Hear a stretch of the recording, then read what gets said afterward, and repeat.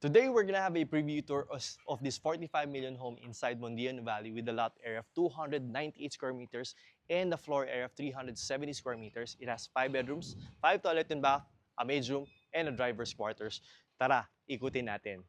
You can see it's very beautiful, entryway, very welcoming, and paakyat siya. Kaya tayo paakyat ngayon. So tara, pasukin na natin yung bahay. It's very, very nice. I'm really excited to show you this one. Kasama na rin yung ating view ng Mount Makiling dito sa kanan. Now, on this side we'll be greeted by our solid wood door with your smart door lock.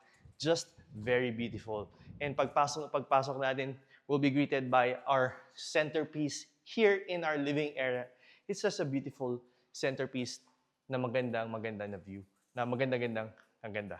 So, dito rin sa ating living area would be yung ating view of Mount Makiling. And on that side would be your very beautiful kitchen na talagang mafe-feel mo na pwede ka na maging vlogger or influencer.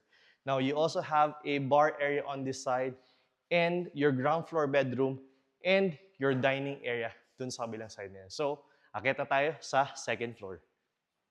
Welcome to the third floor of this property and let's just admire the beautiful view behind me.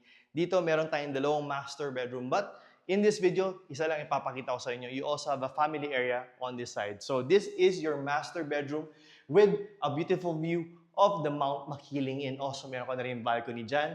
And dito sa ating right side would be your walk-in closet.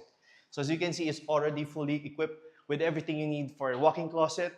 And dito rin tayo sa isang malaking his and hers shower area, and which is first time ko lang nakita ng ganyan. Sobrang ganda niya. If you would like to see the other master bedroom of this house and the whole property, let me invite you to go on our YouTube channel to watch the full tour.